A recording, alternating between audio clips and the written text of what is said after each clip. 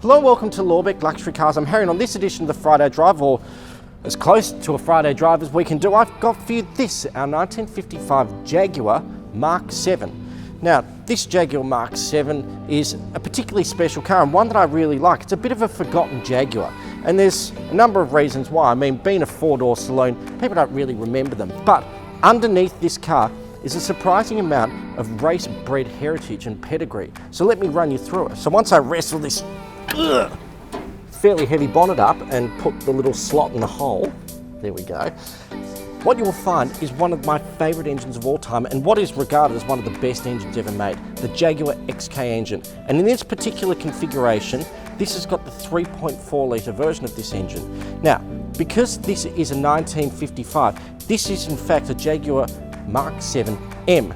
What does that mean? Well, when you come back to the front, you'll notice that the integrated headlamps have been removed in place for grills for the horns. So it's got two very loud horns. Why that's useful, I don't know, but I approve of loud horns. And they've moved the driving lights around. There's something different they've done with the indicators. There's a few little exterior cues which demonstrate that this is in fact the updated facelift model. But coming back to the engine, the difference between this engine and the earlier model is that it has a C-type head. What does that mean? That means that this car produces 190 brake horsepower, which translates roughly into 147 kilowatts of power. What that means is that this car gets up and boogies in a way that you wouldn't expect a car of this vintage and of this style to actually do. And when you sit inside, you sort of forget about the racing heritage and pedigree that I was talking about, because inside is the epitome of luxury. And you've got a lot of features in here which you wouldn't expect of a car of this particular vintage. I've got a sunroof, what a novelty. Lots of dials everywhere. I mean, they got a Gatling gun and just shot dials everywhere, and they're not necessarily logically placed, but they look very nice. And that's the main thing, isn't it? But what you will notice if you look into the center of the steering wheel here is there's a thing with a sort of sticky thing which says P, N, D, L and R. And you'll go, what the hell is that? This is a 1955 car. But this is in fact the first car Jaguar ever produced that was fitted with an automatic transmission.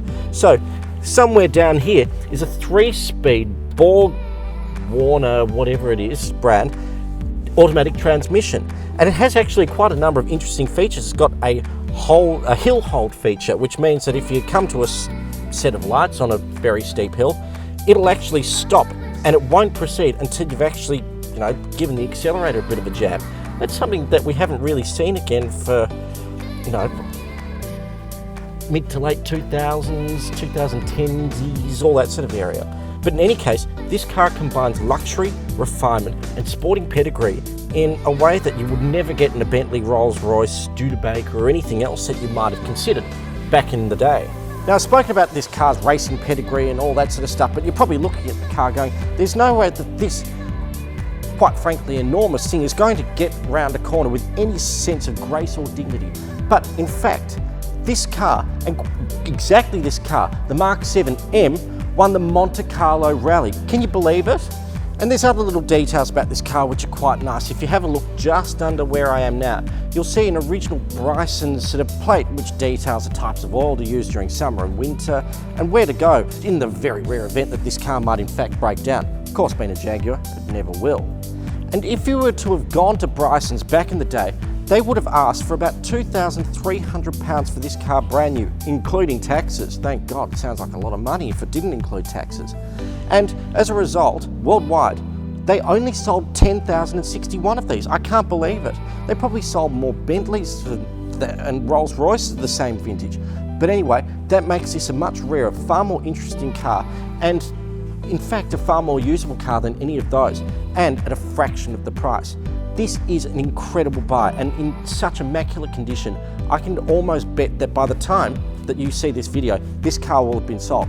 And you know what? If it hasn't, you should come down and buy it straight away. And as always, we'll see you next week.